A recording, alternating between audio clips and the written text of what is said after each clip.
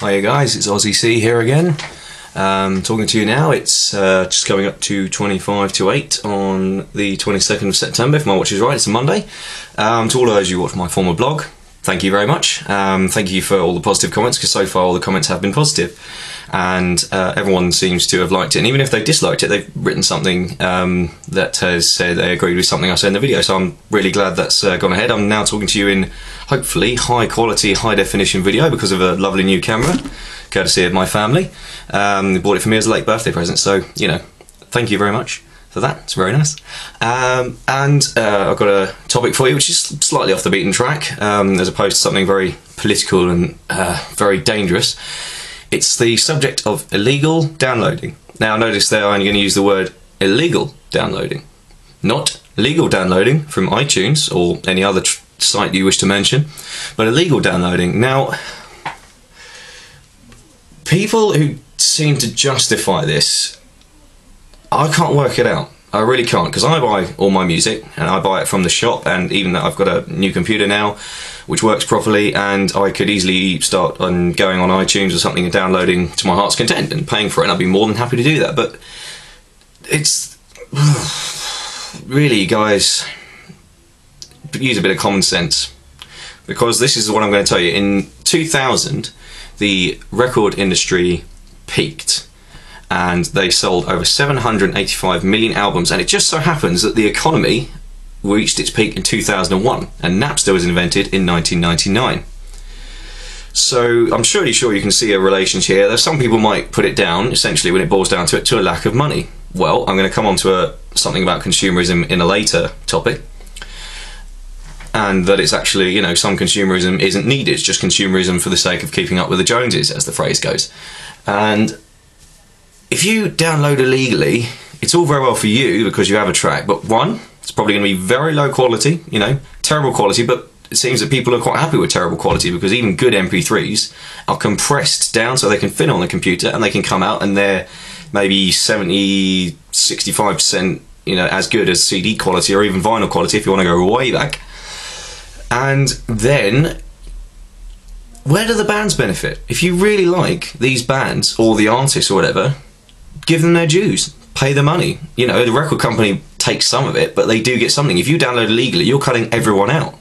And as someone who works in the music industry, works in the music industry outside of uni and studies it at university, I find it a little bit annoying when you get people who are on my course, you know, record production, who say, oh, I download all this, I downloaded this torrent the other day, got it on nothing, and I got loads of music for free. But they are not doing this course for shits and giggles, put simply. They're doing it because they want to work in the music industry, so they're biting the hand that feeds them. Why do it? Can't you see that this very action is the reason why the industry you're going into now is dying? If you say, I support the music industry because I work in it, go out and buy the CD. It's the same thing with people who download films illegally. Why? Just, seriously, I know that money might be an issue with some people, but save the money up, because what you're going to end up with if you download a film is probably a very shoddy version where maybe if the picture quality is good, you'll end up getting an audio track that's off the cinema. I ended up seeing what is it, Unbreakable with, not Unbreakable, it's a Bruce Willis film, Surrogates, and my friend was watching that and I could quite clearly hear someone laughing in the background every time there was a joke. So that was coming off straight off the cinema, so the DVD quality was alright, the picture quality was alright, the sound was terrible, and it was simply for the fact that they could have it before another person saw it. So it's competitive consumerism. It's stupid. Just please use a bit of common sense. If you like something, pay money for it. If it's offered free, and if that's with the consent of the artist or the record company in conjunction with the artist, or the film, they say this film is for free, then by all means take it for free. You know, if someone offers you a cut, I mean, I'll give you an example. No, I don't have it with me, sorry. I was going to show you my Fender Stratocaster, which I ended up getting for free, which is a great guitar, you know, but just because I have that, I'm not going to buy out and buy something more expensive, a more expensive version of it because it's new. It works. It just works, and I'm not going to get too much into it because that's on another blog topic.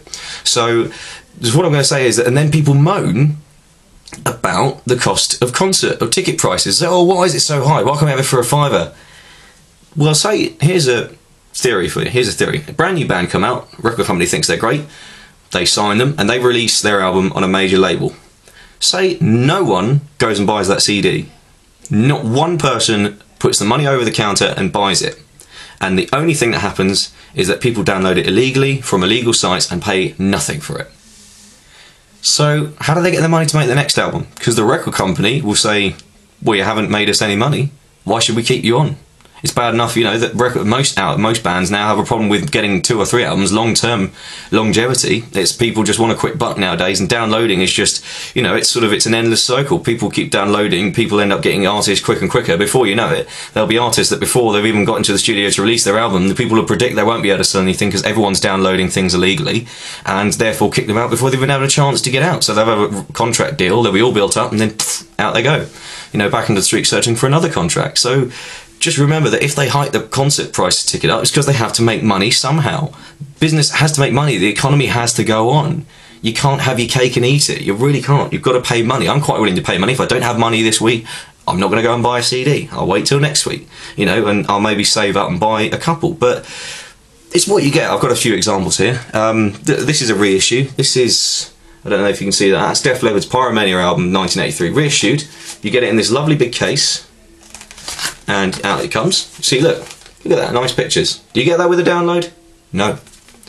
You get CD of the original album remastered, so it sounds at the current volume levels of current releases, and that sounds amazing. The album was good to start with. And you get a live album, never been released before, a live album of the time, and Def Leppard don't even have a live album to their name. So there you go, you get a live album, and that cost me £14, and that's a lot of entertainment, and I really like reading the liner notes on things like this, so you get deluxe editions and things like that. And then on this new album, WET, which I'd really recommend you go and buy, it's another one by Frontiers Records, like I recommended on the previous one, and that's a really good melodic rock, straight out. If you like Journey, if you've suddenly discovered a love for Journey because of Don't Stop Believing, or you've liked them all along, or certain bands like that, Foreigner, it's a little bit heavier than that, and funny enough, the ex-singer of Journey, Jeff Scott Soto, sings on this record. And it's really good, and you get a bonus DVD. So there you go, unfold the record, and you get the CD and the DVD as well. You can see how they made the album, you get all the videos, and that cost me £13. And I think that's pretty good value for money. And that's what you don't get with the download. What do you get? A tiny little piece of information. If you got it legally, that's fine, because you get the name and you get who made it. But if you download it legally and you feel like to justify it, you can't. You can't justify it, especially if you have money to burn and you're downloading illegally and you think that you're being really clever, and then you say, oh, I won't go to the concert either, I'll just get someone to phone it on a camera phone. Then you're being cheap. And the fact of the matter is, if you're being cheap and you don't need to be cheap because you've got money, or you've got money to burn, think about it. Okay, right, okay, let's justify that. This CD, however, £14 something, what's that? Couple of pints of beer that you won't have, or a couple of really expensive shots if you live around our way, which is Surrey, or even a pint of beer around our way, which is, you know, nearly £4. I mean, what's that? That's maybe £4, you know, 3 beers. 3 beers that you'll lose, but you'll get an album. The beers will last for 10-15 minutes. The album will last forever unless you break it. That's the way I justify it. And yeah, so please just stop trying to justify illegal downloading. It's not justifiable. And then if you moan, especially if you moan about the prices of live concert tickets, especially what you get to see the band live, and if they're anything like Kiss, okay, I think we paid £35 for that, and it was the best concert experience I've ever seen. You got pyros, you got this, you know, you got the songs alone, then you got the pyros, you got the exploding stages, you've got all the mechanical arms things, and you get everything, and then you can take the concert home on a memory stick. Brilliant. That's real value for money, and that's a night that you'll remember. You'll remember that night, and it's because, you know, you shell out money. I thought that was really reasonable as well. I've been to many concerts that have been much more expensive, and then you can, admittedly, the t-shirt prices are a lot, but it's because people are illegally downloading and not paying for the music commodity. If the artists aren't getting any money, then quite likely, if I said if they're new artists, they won't be able to afford to keep recording. They can do it in their bedroom, but sure as hell won't be able to go around, and they've got to make money out of it, because what are they meant to do? Are they meant to record, have a band, tour, and then hold on jobs on the side, and just hope that they can do that all without, you know, passing out from sheer exhaustion? No, they can't. You know, they can hold jobs on the side and maybe do it as a hobby, but if they wish to go and tour it and promote it, it won't work. It won't work if nobody buys the product. If you get offered something for, like I said before, and I'll reiterate these points because I'm really serious about it, if something is offered to you free at the expense of the band members, and not at the expense of the band members, that's badly phrased, at the fact that the band people or the artist says you can have this for free because I allow it, that's fine, because they've said that. Or Radiohead, you know, pay whatever you want, but they told you to pay whatever you want. They didn't put it up and then people just stole it for whatever. They did say you can pay whatever you want, but they gave you the right to say that. That's the thing. They gave you the right to decide how much you paid. If they haven't given you the right to decide and they want you to sell it at a price, stop undercutting them. If you really like them, pay the money, download the album legally, or better still, go and buy the album off the shop, because that's jobs. Think about it: artwork, promotion, videos, production, and label writers. They'll all go out of business, and that's another bunch of unemployment statistics. And I don't think unemployment statistics are going to fly through the roof because somebody buys an album and necessarily doesn't have a couple more drinks at the end of the weekend. That's the way I see it. And yeah, that's pretty much the end of my rant. So please, if you feel you support the music industry and you feel that you're an honest person, don't download illegally, please. You know, personal plea from me, because I wish to go into the music industry and make some money out of it. Even if I'm not mega successful as producer, artist, player, whatever you want to call it, I would at least like to make some money out of it, instead of going in knowing that it's one big charity and that I wish to be, you know, I wish to maybe have a band, somebody wishes to have a band, but then again has to keep another job on the side of that band because no one bothers paying. And it's the same with the film industry. Same goes to the film industry. Go and see the film in the cinema. Pay the money. I know that Odeon is ridiculously expensive, especially when it comes to drinks and snacks. It's ridiculous, and you can only buy the massive snacks and drinks, and it really is, that is a rip-off. But if you just go in, just see the film, you get surround sound, you get a massive picture, and you get to see what other films are coming up, and it's good. You know, the film is good. If the film isn't good, tough luck, you decided to go and see it. But if the film is good, you think, oh, that was brilliant. I don't think you sit after downloading a legal film thinking, wow, that was really good. You know, I might go and buy that. You think, oh, I might go and buy that when the DVD comes out. It's good, you know, you make that choice. But don't be so cheap as to the point of downloading it illegally, please. I beg of you. And it's just saying that I'm just doing this before I do some work. I've got to get through that amount of books quite soon. But if there's one book I'm going to recommend to you, so ending on something positive,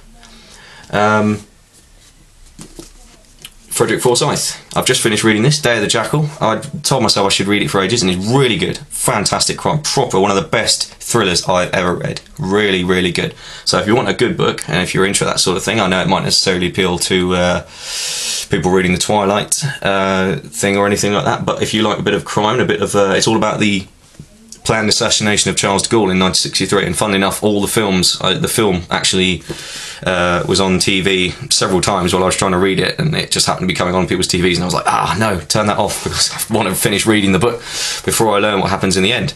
So yeah, if you want a good book, there you go. Frederick Forsyth, Day of the Jackal, his very first one, and what started him off, and it's a very good book. And yes, so enjoy that, and I've showed you all those CDs, so if you want to go out and buy some of those CDs legally, then please do.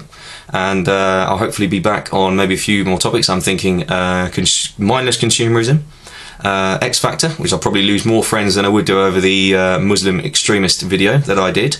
And thanks for everyone for commenting, contributing, and all the positive things they said, because I want to keep something positive into this blog. So yeah, thank you very much for watching. All have a safe night.